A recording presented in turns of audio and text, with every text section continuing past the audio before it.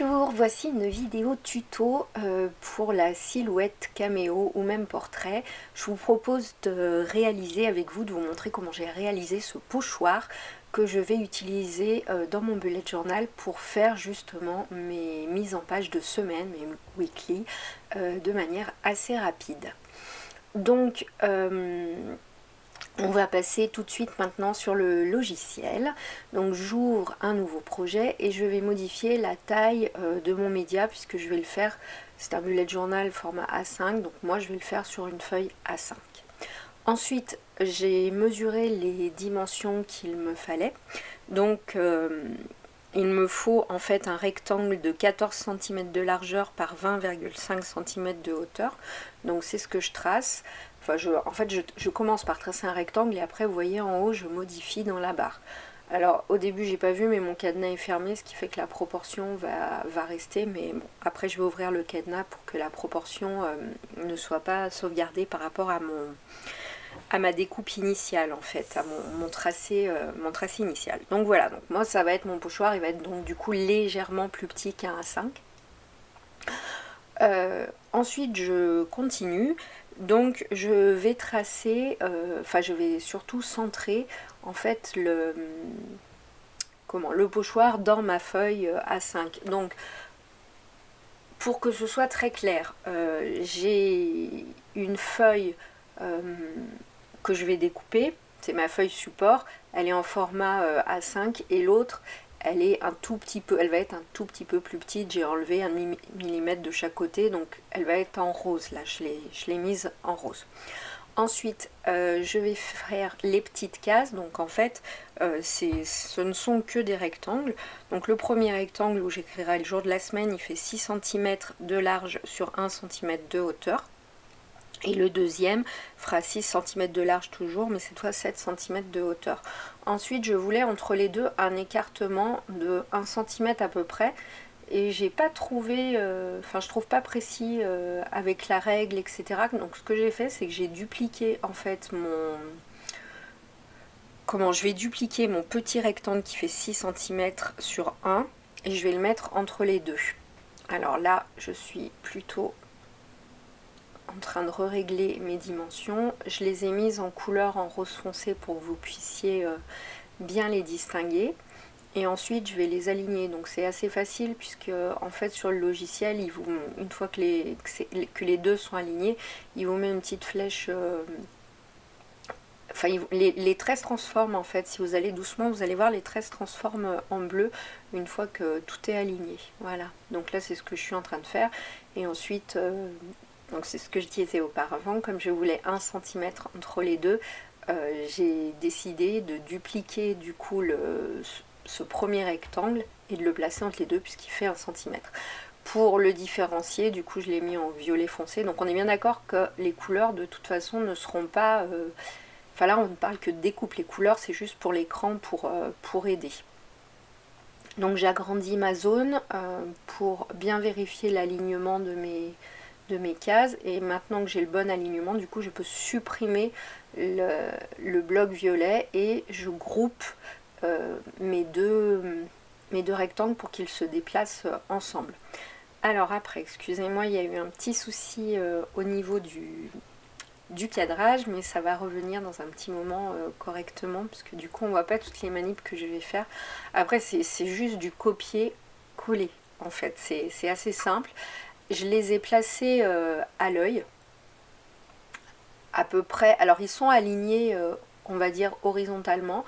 Ils vont être alignés verticalement aussi. Et par contre, j'ai fait vraiment à l'œil sur la mise en page, en fait, sur la position dans la page. Vous avez des coordonnées abscisse et ordonnées X et Y qui sont en haut dans la barre. Et du coup, vous pouvez, je pense, avec ces coordonnées-là, enfin c'est même sûr, mettre votre design au bon endroit dans la page où vous voulez. Donc là, au lieu de faire un copier-coller, voilà, je suis revenue, c'est revenu. J'ai remis une mise en page où vous voyez bien tout mon écran, toutes mes manips. Donc après, j'ai ouvert la fenêtre de réplication pour répliquer, mais un CTRL-C, CTRL-V aurait fonctionné. Donc là, je fais bien attention aussi à aligner verticalement. afin que les 4 carrés soient tous alignés.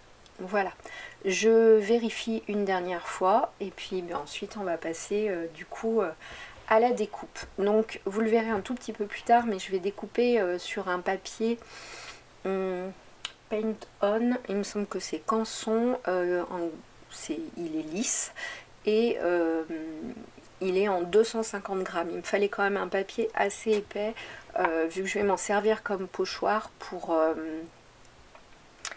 qu'il soit quand même suffisamment rigide. Donc là je vais envoyer la découpe, je vais faire donc tous mes réglages. Donc profondeur de lame 5 et j'ai une force à 30 et je vais faire 2 passages. Et du coup ça va découper tout à fait, très très bien. J'avais essayé avec une lame à 3 en profondeur et ça n'avait pas fonctionné, du coup je suis passée à 5. Pourtant j'avais mis un cardstock épais à 360 grammes, mais du coup le réglage de base qui est proposé par Silhouette ne convenait pas.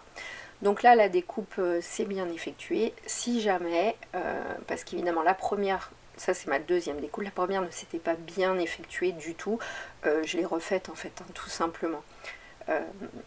Parce que j'avais pas encore testé ce papier dans la machine de découpe, donc j'avais pas les paramètres. Donc voilà, c'est un Paint On Mix Media Multitechnique. Ah, c'est Clairefontaine, c'est pas Canson, en 250 grammes. Donc là je crois que oui c'est ça, je vous réécris les petits réglages. Donc du coup au niveau de la lame vous la réglez sur 5, au niveau de la force que la machine va exercer sur le papier j'ai mis à 30, et pour être sûr qu'elle découpe correctement je lui demande de faire 2 passages. Voilà, donc là votre pochoir est découpé. Vous pouvez, si vous avez du spray de colle repositionnable, vous pouvez le mettre. Moi pour l'instant il est bien rigide, il tient bien, donc j'en ai pas besoin. Et puis voilà en fait ce pourquoi j'ai décidé de fabriquer ce pochoir, c'est pour faire cette mise en page. Au lieu de tracer toutes mes cases à chaque fois de mesurer, je me suis dit je vais me faire un pochoir, comme ça au moins j'aurais pas besoin de mesurer à chaque fois et je vais gagner du temps sur mes mises en page. Donc voilà, c'est ce que j'ai fait. J'ai pas tracé tous les rectangles, par contre j'ai tracé les coins, et ensuite avec cette gomme mie-de-pain que j'utilise pour atténuer les traits crayon à papier, je vais tracer les traits définitifs avec un feutre indélébile noir. Mais du coup, alors on le verra peut-être pas forcément si on le voit un petit peu à la vidéo, mais du coup la gomme mie-de-pain n'est pas prévue pour effacer, pour gommer, elle atténue les traits en les laissant suffisamment visibles pour qu'on puisse repasser et tracer les traits. Donc c'est ce que je fais, je trace mes traits avec application et du coup ça me fait toute ma mise en page pour ma weekly. Alors cette fois j'ai mis un petit peu de temps parce que j'ai créé le pochoir, mais du coup pour les fois d'après le pochoir est prêt et je vais pouvoir le réutiliser à loisir et du coup là aller encore plus rapidement. Voilà, donc c'est une mise en page que j'apprécie beaucoup avec ces cases et ça me permet de l'avoir tout le temps et de refaire tout le temps la même sans forcément toujours compter. Alors pour corriger les boulettes, c'est-à-dire des fois mes traits ont dépassé parce que les gauchers on a du mal quand même à tracer, en fait on revient sur sa main et on voit pas où est-ce qu'on s'arrête précisément. Donc je passe un petit coup de crayon de couleur Posca blanc et par-dessus je vais passer le Posca.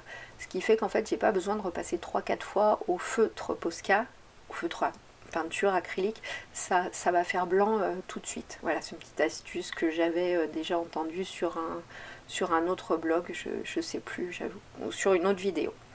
Voilà, écoutez, ce tuto est maintenant terminé. J'espère qu'il vous aura plu et que vous pourrez le refaire.